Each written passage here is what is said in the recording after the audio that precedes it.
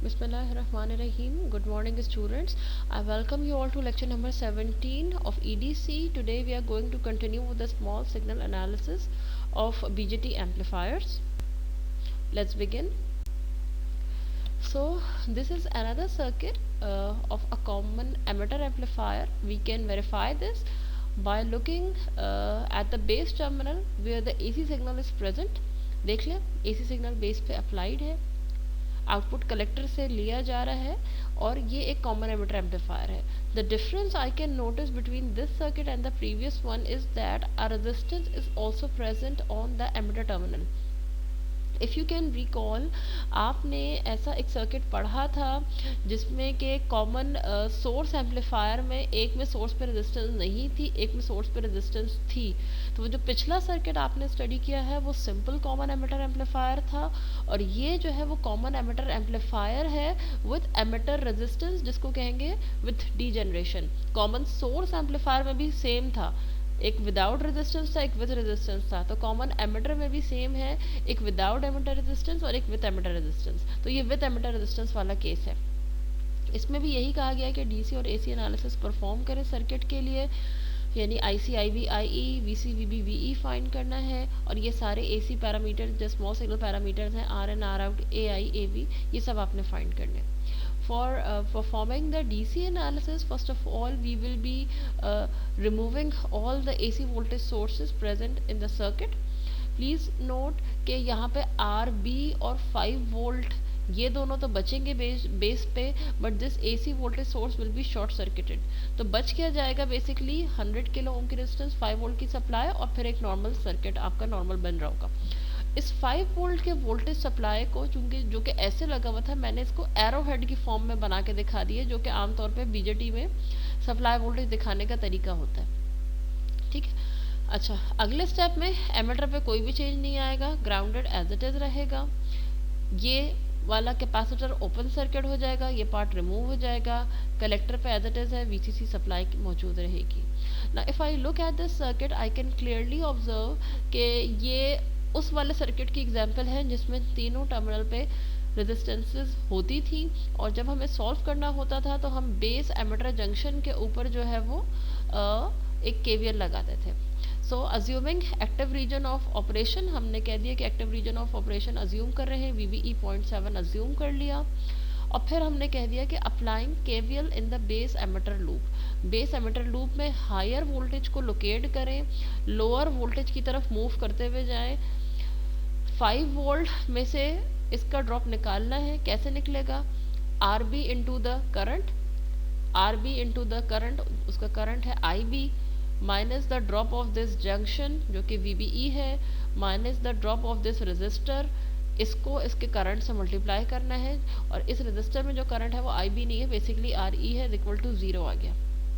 अगले स्टेप में हम आई बी करंट को और आई करंट को एक ही फॉर्म में, यानी बेस करंट की फॉर्म में लिखने की कोशिश करेंगे. मैंने आई की जगह अगले स्टेप में 1 प्लस बीटा आई बी रख दिया है. तो इस इक्वेशन में एक ही अननोन रह जाएगा, that will be I B.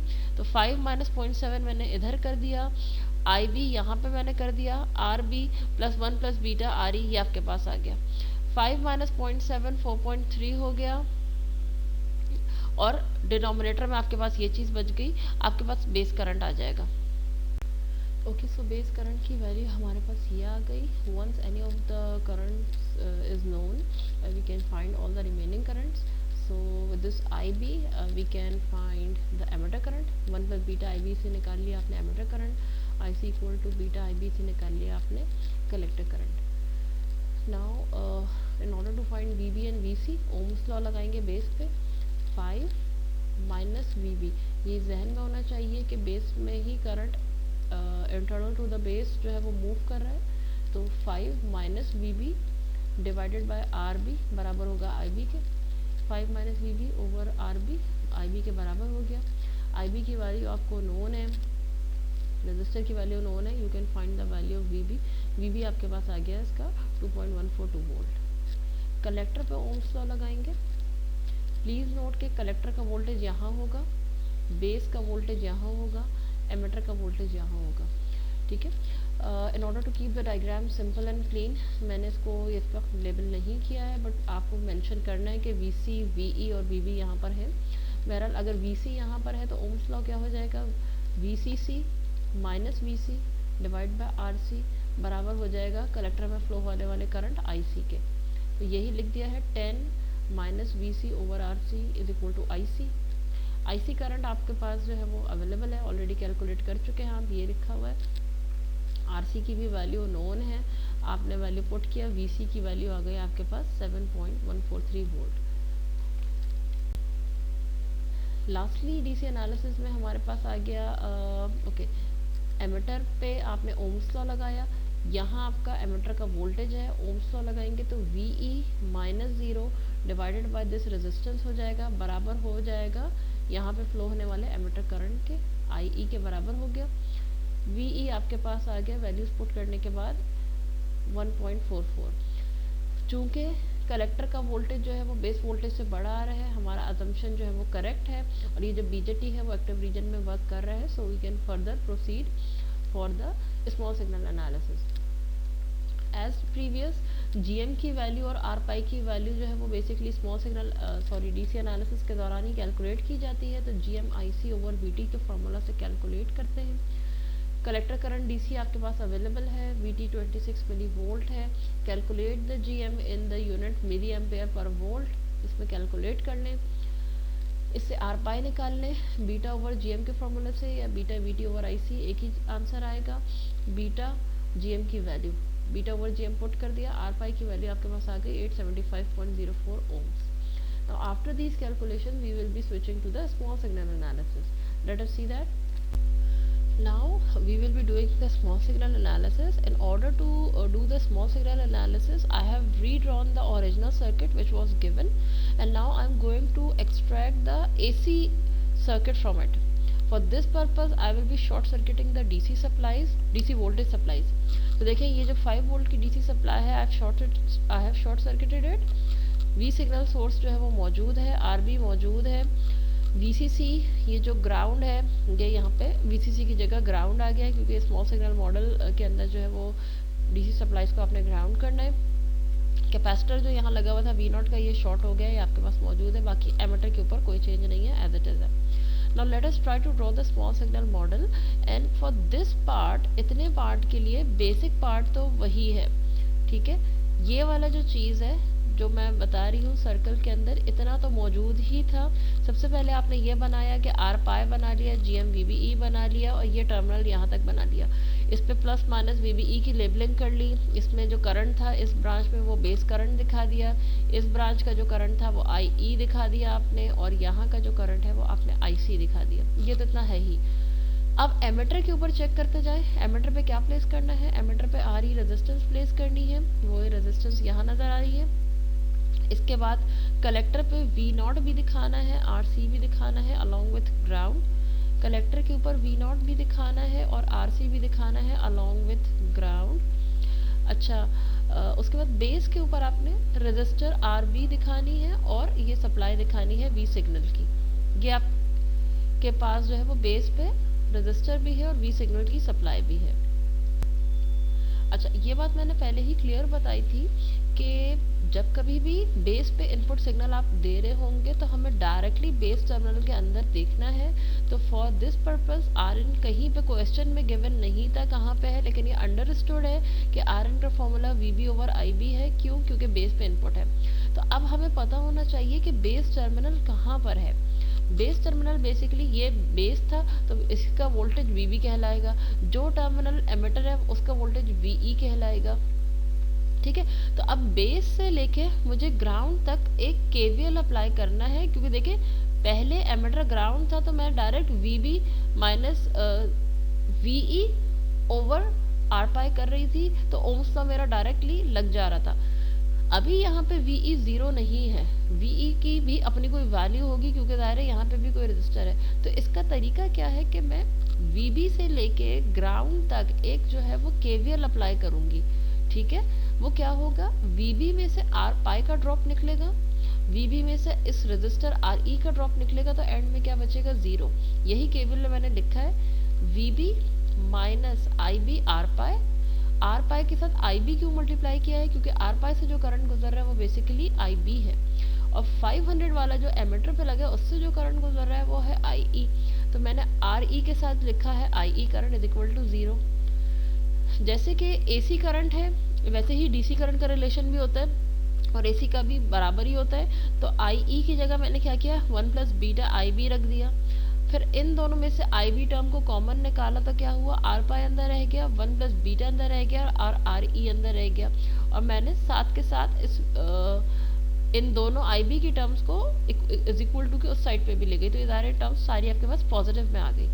V B over I B का रेशियो मुझे किसी भी तरह बनाना होता है, मैंने V B over I B का रेशियो बनाया, तो जो कुछ भी मेरे पास इस साइड पे बच रहा है वो इसकी आर इन रेजिस्टेंस है, क्योंकि मुझे सम हाउ आर इन के लिए V B over I B का रेशियो बनाना था। जब वो रेशियो मैंने V B over I B का रेशियो बना लिया, जो मेरे पास रिमेनिंग है ये आर इन है। अब ये इक्वेशन मुझे बता क्या रही है, रेजिस्टर्स जो आपस में सीरीज में लगे हुए होते हैं वो ऐड हो रहे होते हैं ना। कौन से रेजिस्टर्स आपस में ऐड हो रहे होते हैं, वो रेजिस्टर्स जो आपस में सीरीज में लगे हुए होते हैं वो ऐड हो रहे होते हैं। लेकिन आप देखें कि क्या आर पाई और ये आर ई एक दूसरे के साथ सीरीज में है, no they are not in series. तो एक चेंज मुझे नजर आ रहा है आर ई के अंदर, ये आर ई लगी हुई है, आर ई में एक चेंज ये है कि वो 1 प्लस बीटा से मल्टीप्लाई हो रही है और फिर आर पाई के साथ डायरेक्टली ऐड होते हुए नजर आ रही है। इसका मतलब ये है कि जब मैंने R pi plus 1 plus beta R E लिखा है तो इस केस में आर पाई तो अपनी जगह मौजूद है, ये जो आर ई रेजिस्टेंस है ये एमीटर से उठ के बेस पे ट्रांसफर हो गई है जब भी इसके साथ 1 प्लस बीटा मल्टीप्लाई हो गया और फिर अभी ये आर पाई के साथ सीरीज में नजर आ रही है। इन अदर वर्ड्स जब मैंने बेस से झांकते हुए इंटरनल रेजिस्टेंस निकालने की कोशिश की तो आर पाई और ये रेजिस्टेंस अलग अलग टर्मिनल्स पे, एक बेस पे एक एमीटर पे नजर आ रहे थे, लेकिन मैंने क्या किया है दोनों को विद रिस्पेक्ट टू बेस देख रही हूँ, मैं आर पाई को और आर ई को बेस से देख रही हूँ। तो इसमें मैंने क्या किया है कि प्लस का साइन बेसिकली मुझे दोनों रेजिस्टेंस के दरमियान में ये बता रहा है कि ये आपस में एक दूसरे के साथ सीरीज में आ गई हैं। अब ये बेस और एमीटर पे अलग अलग नहीं है, सीरीज में पहले ये नहीं थी क्योंकि इसका करंट अलग था, इसका करंट अलग था, इसका मतलब है दे वर नॉट इन सीरीज। वो रेजिस्टेंस सीरीज में होती है जिनका करंट सेम हो, इनका तो करंट सेम नहीं था, they were not in series. Series में ये कैसे आई कि आर ई के साथ जब 1 प्लस बीटा मल्टीप्लाई हो गया तो बेसिकली ये एमीटर टर्मिनल से उठ के बेस टर्मिनल पर ट्रांसफर हो चुकी है, और जब भी अब ये मुझे आर पाई के साथ सीरीज में नजर आ रही है। तो आर इन जब मैंने फाइंड किया है तो मैंने एमीटर की रेजिस्टेंस को उठा के बेस पे प्लेस कर दिया, और वो कैसे गई है 1 प्लस बीटा से मल्टीप्लाई होके गई है। तो एक जनरल रूल अब मुझे बात पता चल गई है कि अगर कोई रेजिस्टेंस मुझे एमीटर से उठा के बेस पे प्लेस करनी है तो उसको मैं 1 प्लस बीटा से मल्टीप्लाई कर दूँ, वो बेस पे ट्रांसफर हो जाएगी और जाके आर पाई के साथ सीरीज में पहुंच जाएगी। या अब मैं इसका रिवर्स भी कर सकती हूँ कि अगर मुझे कोई रेजिस्टेंस बेस से एमीटर पे भेजनी है तो मैं क्या करूँ, तो मैं उसको 1 प्लस बीटा से डिवाइड कर दूंगी, वो बेस से एमीटर पे ट्रांसफर हो जाएगी। ठीक है, तो इस एक्सप्रेशन से मुझे ये पता चला कि जो दो रेजिस्टेंसेस नजर आ रही हैं ये एक दूसरे के सीरीज में हैं और दोनों की दोनों इस वक्त बेस पे मौजूद हैं। कैसे मौजूद हैं कि आर पाई तो बेस पर था ही था, आर ई को जो 1 प्लस बीटा से मल्टीप्लाई किया तो ये ट्रांसफर होके बेस पे आ गई और आर पाई के साथ सीरीज में ऐड हो गई। This is our new resistance R in. तो पता ये चल रहा है कि जब एमीटर पे रेजिस्टेंस मौजूद नहीं थी, प्रीवियस न्यूमेरिकल को देखिएगा उसमें आर एन सिर्फ आर पाई ही था, इसमें एमीटर पे रेजिस्टेंस की मौजूदगी की वजह से आर इन में ये चीज नजर आने लगी, यानी एमीटर रेजिस्टेंस की मौजूदगी की वजह से आर इन में इंक्रीमेंट नजर आ रहा है। तो अब मैं ये कह सकती हूँ कि ऐसे एम्पलीफायर जो कि ऐसे कॉमन एमिटर एम्पलीफायर जिसमें एमिटर पर रेजिस्टेंस मौजूद होती है, ये in other words R in resistance को बढ़ा रही होती है, क्योंकि without emitter resistance R in सिर्फ आर पाई के बराबर था। जब एमिटर रेजिस्टेंस मौजूद हो गई सर्किट के अंदर तो आर इन जो है वो बढ़ गया, कितना बढ़ गया 1 plus beta times the emitter resistance, इसकी वैल्यू में इंक्रीमेंट आ गया। So presence of emitter resistance in the common emitter amplifier actually increases the value of input resistance. Okay, now we have to find the output resistance of the circuit. If you can inspect, R out जो है वो बिल्कुल उसी तरीके का होगा जैसे कि प्रीवियस न्यूमेरिकल में था, क्योंकि आउटपुट टर्मिनल में ऐसा कोई चेंज हमें नज़र नहीं आ रहा। आर आउट कलेक्टर से ही लिया जा रहा है, इसका formula V C over I C होगा, और कलेक्टर वोल्टेज को we can also write as V naught, तो V naught over I C भी मुझे लिखा हुआ नज़र आ रहा है। अच्छा, ओम्स लॉ कलेक्टर के ऊपर जब लगाएंगे तो वो क्या होगा, 0 minus V naught over 1 kilo ohm, 0 minus V naught over R C is equal to किस करंट के बराबर है, आई सी करंट के बराबर है, वो मैंने लिखा। वी नॉट ओवर आई सी का रेशो मैंने बना लिया किसी तरह से, माइनस आर सी बचा, resistance can not be negative, तो आर आउट आपके पास आर सी आ गई, इसकी वैल्यू है बेसिकली 1 किलो ओम। यहाँ वैल्यू मैं लिखना भूल गई हूँ, please right that value. current gain is also similar to the previous numerical। Current gain output current divide by input current के बराबर होगा। आउटपुट आप जो ले रहे हैं वो कलेक्टर टर्मिनल से ले रहे हैं, मैंने आउटपुट करंट में आईसी लिख दिया। इनपुट आप ले रहे हैं बेस टर्मिनल से, बेस करंट के लिए मैंने आईबी लिख दिया। आईसी बीटा आईबी के बराबर होता है, आपके पास करंट गेन जो है वो दोबारा से बीटा आ गया। This is also similar to the previous numerical.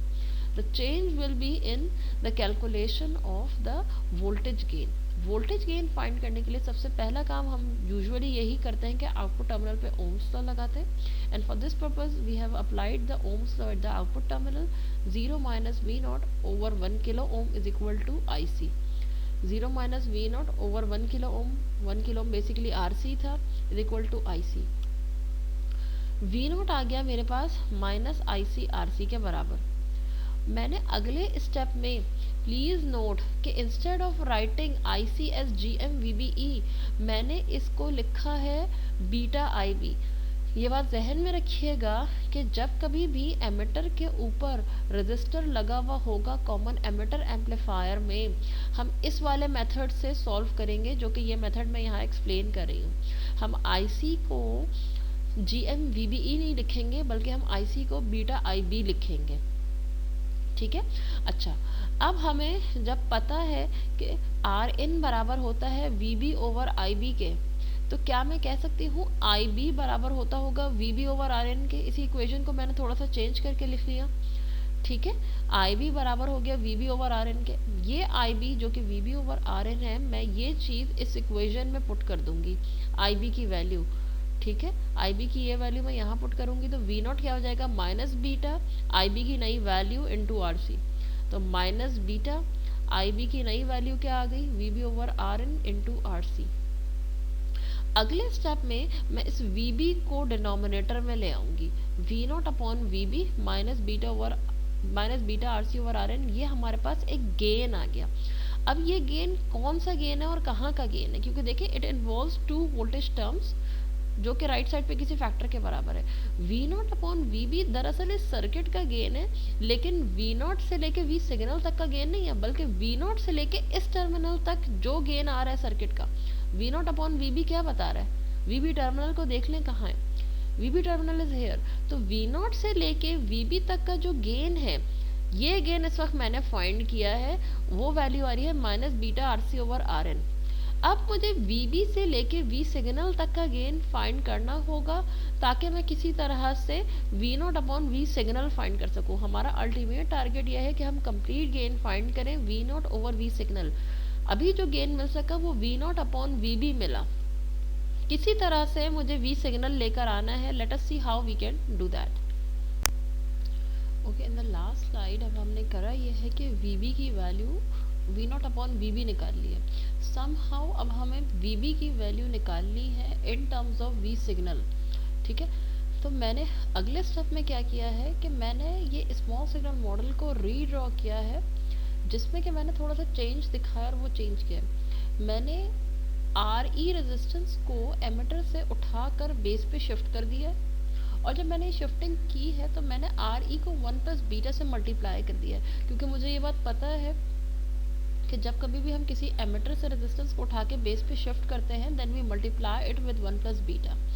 अब अगर मैं इन दोनों रेजिस्टेंसेस को देखूं तो ये क्या बन रही है, ये R pi plus 1 plus beta R E, ये बेसिकली दोनों मिलके आर इन को इंडिकेट कर रही है। तो मैंने R pi plus 1 plus beta R E की जगह लिख क्या दिया, यहाँ पे आर इन लिख दिया। बाकी remaining part as it is रहेगा सर्किट का, आई मीन आपके स्मॉल सिग्नल मॉडल का, rest of the model will remain the same. किया सिंपली ये है मैंने कि RE रजिस्टर को उठाकर मुझे करना क्या है, मुझे VB upon V signal find करना है।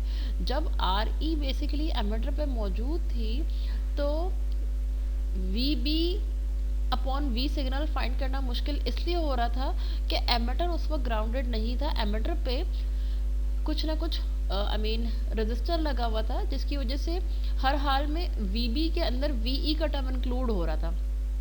इसकी स्ट्रेटजी हमने क्या फॉलो की कि एमिटर पे जो रेजिस्टेंस है उसको उठा के बेस के ऊपर भेज दिया गया। जब बेस पे भेजा गया तो उसको 1 प्लस बीटा से मल्टीप्लाई कर दिया। इस वक्त अब ये दोनों जो सीरीज में आ रहे हैं R pi plus 1 plus beta RE, ये दोनों जो हैं वो मिला के RN बना रहे हैं। अब मैंने इतने पोर्शन को रीड्रॉ करके आपको दोबारा दिखाया है। आपको ये सारी चीज़ें इतनी दफ़ा रीड्रॉ करके दिखाने की ज़रूरत नहीं है, आपने सिर्फ ये वाली चीज़ एक दफ़ा रीड्रॉ करके दिखा देनी है, ये काफ़ी होगी कि V सिग्नल को अब अगर मुझे VB चाहिए तो मैं कैसे फाइंड करूं। VB तो वो वोल्टेज है जो 100 किलो ओम और RPI के दरमियान जो टर्मिनल था उसका वोल्टेज है, उसका नाम है VB। तो मैं VB कैसे फाइंड कर सकती हूँ, वोल्टेज डिवाइडर की मदद से फाइंड कर सकती हूँ। V signal into RN divided by RN plus 100 kilo ohm, ये मेरे पास VB आ गया। इस VB से मैं VB upon V signal find कर लेती हूँ। तो मैंने इस VB से, ये वही चीज़ मैंने दोबारा लिख दी है, VB से मैंने VB upon V signal find किया, RN ओवर RN प्लस 100 के, ये चीज़ मेरे पास बच गई। इक्वेशन नंबर 1 जिसमें V0 अपॉन VB मैंने फाइंड किया था, और इक्वेशन नंबर 2 जिसमें मैंने VB upon V signal find किया है, मैं इन दोनों को आपस में मल्टीप्लाई करती हूँ। तो राइट हैंड साइड से मल्टीप्लाई हो जाएगा, लेफ्ट हैंड साइड से। तो पिछली इक्वेशन थी V0 अपॉन VB, मैंने भी फाइंड किया है VB अपॉन V सिग्नल। तो VB से VB कैंसिल हुआ तो मेरे पास V0 अपॉन V सिग्नल बच गया। इसी तरह से जब मैंने राइट साइड पे देखा तो RN से ये RN कैंसिल हो गया। मेरे पास जो नेट गेन बचा है वो minus beta RC over RN plus 100 kilo ohm, ये टोटल गेन जो है वो मेरे पास वोल्टेज का आया है। ठीक है, तो जब कभी भी एमिटर पे आपके पास रेजिस्टेंस होगी, हमेशा यही मेथड फॉलो होगा। इन डिफरेंट मेथड से कंफ्यूज होने की ज़रूरत नहीं है, इसलिए कि अगर एमिटर पे रेजिस्टेंस आ गई तो हमेशा हमेशा यही मेथड ही फॉलो हो रहा होगा, there will be no change. तो once you learn it, once you understand it, you will not be facing any more difficulty in solving this type of circuit, because the method for solving common emitter amplifier with emitter resistance will remain the same like this, वो हमेशा ऐसे ही रहेगा. ठीक है, now let us go to the next question. Okay, now we are starting with question number 3. Here try to observe that we have to perform both the DC and AC analysis, and we have to calculate all the DC parameters and all the AC parameters or the small signal parameters. First of all, we can also observe that this is actually a common base amplifier where the input is not applied on the base and the output is not taken from the base. It means that input is applied, you can see input is applied on the emitter, output is actually corrected from the collector terminal. So this is actually a common base amplifier. For DC analysis, what we do, we always start with the assumption of active region, and we have done the same, where we now know that the VBE is 0.7 volts. Achha, after this we can transform the given circuit actually for the DC analysis by removing all AC voltage sources or current sources or short circuit or by opening all capacitors. So what we have done over here, please see that all the DC supplies are at their places, सारी अपनी अपनी जगहों पर मौजूद है. सही है. There is no AC voltage source in this part. There is no AC voltage source in this part. This is the AC voltage source जिसको शॉर्ट सर्किट किया जाना था, लेकिन कैपेसिटर के ओपन सर्किट होने की वजह से ये पूरी की पूरी ब्रांच ऑलरेडी जो है वो रिमूव हो गई है. So here you can see that the branch has already been removed. Now this is the circuit which is actually given. We already know that VBE is 0.7 volt. 6 volt VB is already given in the question. VB6 put किया, you can calculate the value of VE. Now once VE is available, please now try to see that VE is over here. since no resistor is actually given over here, therefore we cannot apply the Ohm's law, but instead here we are given with a current source in the branch of the emitter. That simply means that this current source is actually representing the emitter current. So here what I have written, that the emitter current is given to be 1.5 milliampere. एक current available होता है, you can always calculate the remaining currents. I E available था, मैंने उससे I B calculate कर लिया by assuming the value of beta. अगले step में आई बी आ गया, you can also calculate I C, मैंने वो भी कैलकुलेट कर लिया. Now we are going to apply Ohm's law at the character to find the V C voltage, because all the other parameters have already been calculated.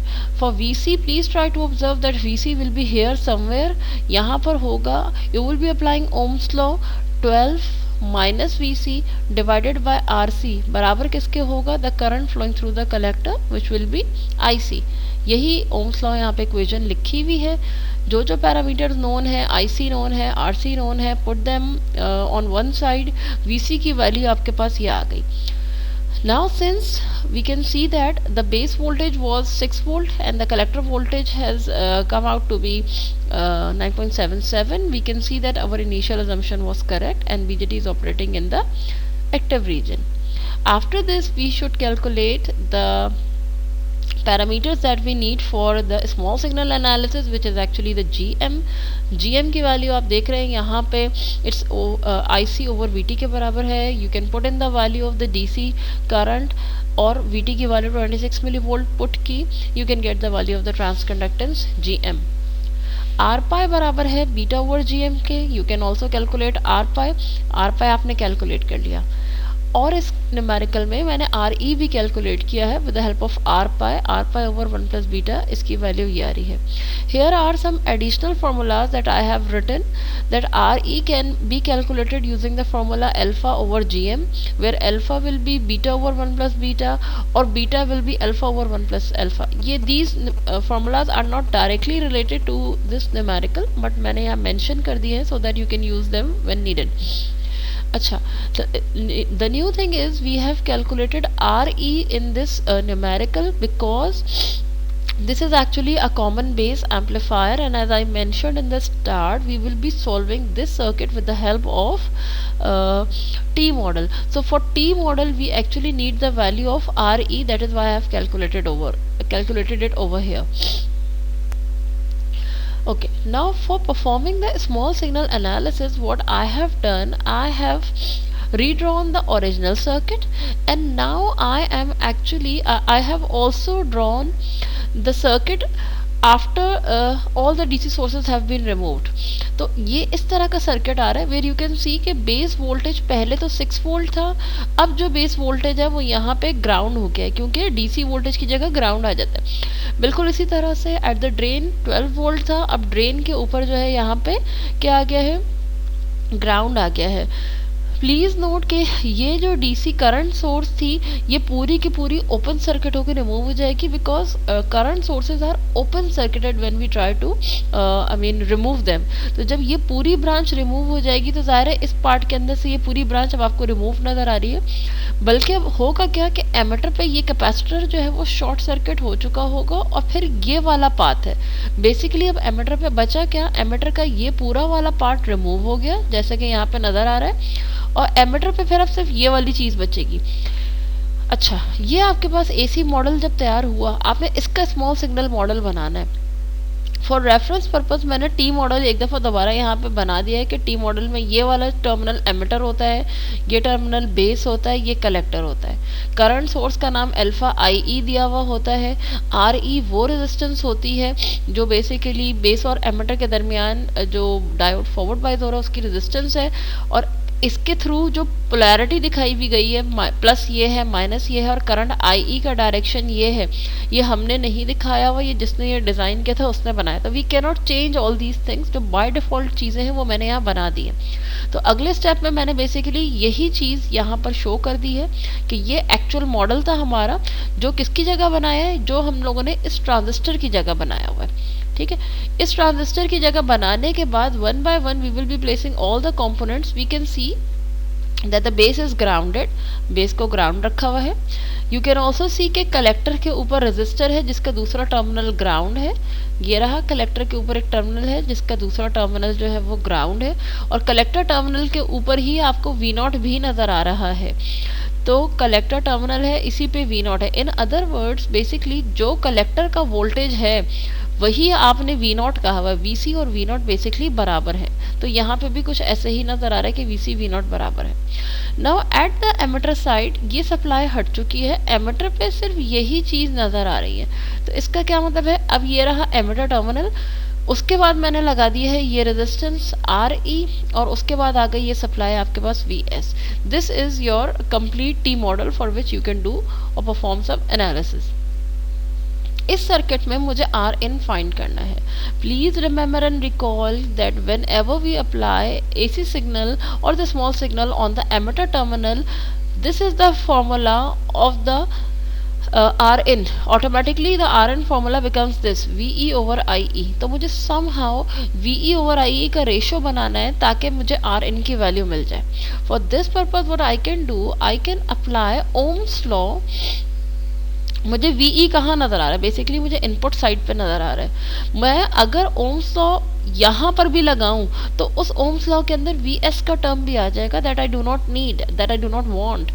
That is why I am going to apply an ohm's law across this small resistance RE, जो कि क्या होगा, I can apply it in the direction of the current which is from right to left. वो क्या होगा, 0 minus VE divided by the resistance RE बराबर किसके है, करंट IE के। तो यही मैंने लिखा है 0 minus V over R is equal to IE। इसमें से VE ओवर IE को सेपरेट आउट कर ले, minus RE resistance cannot be negative, ये प्लस में हो जाएगी, और ये आपके पास RN रेजिस्टेंस आ जाएगी 16.6 किलो ओम। आर आउट के लिए भी वही प्रोसीजर है कि जब कलेक्टर के ऊपर आप अप्लाई कर रहे हैं तो उसका फॉर्मूला क्या बन जाएगा, VC ओवर IC, जैसे पिछले न्यूमेरिकल में किया था। फिर उसकी जगह आ जाएगा V naught over IC। It is the R out calculation is exactly similar to the question number 2, इसीलिए मैंने इसको दोबारा नहीं सॉल्व किया, मैंने डायरेक्ट लिख दिया कि आर आउट जो है वो RC है। You can either write it directly or go across according to the same procedure as I showed in question number 2. अच्छा, AI is representing the current gain. For current gain we always divide the output current with the input current. Here the output is taken from the collector terminal, that is why I have written it as IC. The input current is actually the emitter current IE। मैंने दोनों को IE के form में convert किया। Here I get the current gain. Now you see that we studied during the DC analysis of BJT that alpha is called as the common base current gain.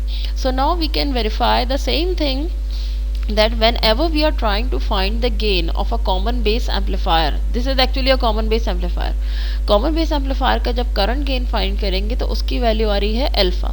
इसकी value मैंने यहाँ calculate नहीं किया, ये कैसे calculate होगी अब आपको पता होना चाहिए कि you can write this alpha as beta over 1 plus beta, put in the values and calculate the value of alpha, 0.99 0.98 के करीब कोई वैल्यू आ जाएगी। The last thing that we will be calculating for this numerical is the voltage gain. Let us calculate it. Okay, so for finding the voltage gain, it is quite similar to that of the common emitter amplifier, and the starting procedure will also be very much similar. We will be applying an Ohm's law at the output terminal, and it will be called it can be written as 0 minus V naught over RC बराबर हो गया IC के। यही मैंने यहाँ लिखा है 0 minus V naught over RC is equal to IC। अच्छा, मैं V नॉट की जगह is equal to minus ICRC लिख सकती हूँ, और IC की जगह मैं अल्फा IE लिख सकती हूँ। ठीक है, ये सारी चीज़ें आ गई आपके पास। अगले स्टेप में क्या किया मैंने, अब मुझे करना क्या है, मुझे somehow I want a term on the right hand side in terms of the input signal VS। मुझे राइट साइड पे VS का टर्म बनाना है ताकि किसी तरह से VS का टर्म यहाँ आएगा तो क्रॉस मल्टीप्लाई करके V नॉट के नीचे चला जाएगा, और इस साइड पे जो कुछ भी बचेगा वो आपका गेन बच जाएगा। इसके लिए ना तो अल्फा इनपुट की फॉर्म में लिख सकते हैं, ना तो आरसी इनपुट की फॉर्म में लिख सकते हैं. The only thing that I can see is I E which can be written in the form of the input voltage. तो अगले स्टेप में मैंने क्या किया, मुझे आई ई को वी एस की फॉर्म में लेना है. तो आई ई भी मुझे इनपुट साइड पे नजर आ रहा है, वी एस भी इनपुट साइड पे नजर आ रहा है. ऐसा क्या करूं कि ये जो आई ई और वी एस है दूसरे से रिलेट हो जाए, क्या करूं ऐसा. तो इसका तरीका क्या था, मैंने कहा अब मैं ओम्स लॉ लगा देती हूँ. देखें आई ई करंट एक्चुअली वो करंट है जो इस आर ई से भी गुजर रहा है, ठीक है, क्योंकि ये सीरीज में इसके साथ है. अगर कोई रेजिस्टेंस ऐसी होती जो यहाँ लगी हुई होती वर्टिकली, तो आई ई उस रेजिस्टेंस में से नहीं गुजर रहा होता. लेकिन ये जो आर ई है वो इत्तेफाकन आके जब कनेक्ट हुई इसके सीरीज में आ गई. तो इसका मतलब है ये जो आई ई इसमें से गुजर रहा है वही आई ई इसमें से भी तो गुजर रहा होगा. तो अब मैं अगर ओम्स लॉ लगाऊं तो मैं कह सकती हूँ कि मैं इन दोनों के आई मीन साइड पे ओम्स लॉ लगा रही हूँ. 0 minus V S divided by इन दोनों रेजिस्टेंसेस का sum is equal to the current I E. ये मैंने लगाया, वही इक्वेशन लिखी है मैंने. 0 minus V S over both the resistors बराबर है आई ई के. आई ई की ये इक्वेशन मैं पुट करी हूँ इक्वेशन नंबर 1 के अंदर. पुट कर दिए वैल्यूज, ये आपके पास आई ई की वैल्यू आ गई. आई ई की वैल्यू पुट करने से ये दोनों माइनस साइंस कैंसिल हो गए, प्लस में बच गया, अल्फा आर सी ऊपर बचा, वी एस को क्रॉस मल्टीप्लाई करके आप नीचे लेके आ गए. This is the remaining I mean these are the remaining terms. Put in the values and you can find this value of the voltage gain. voltage gain की ये value positive आने का मतलब क्या है. एक बात तो ये कि कॉमन बेस एम्पलीफायर का सर्किट किसी भी तरह का बना हुआ हो, उसमें कितनी एडिशनल रेजिस्टेंस लगी हो, कैपेसिटेंसेस लगी हो, कुछ भी लगा हो, हर हाल में कॉमन बेस एम्पलीफायर का गेन जो है वो पॉजिटिव आएगा. बिल्कुल इसी तरह कॉमन एमिटर एम्पलीफायर के अंदर सर्किट में कुछ भी मॉडिफिकेशन कर दी जाए, हर हाल में उसका गेन नेगेटिव आ रहा है. अगर नहीं आ रहा that means there is some calculation mistake. Negative gain common source के अंदर ये इंडिकेट कर रहा था कि इनपुट सिग्नल और output signal out of phase हैं.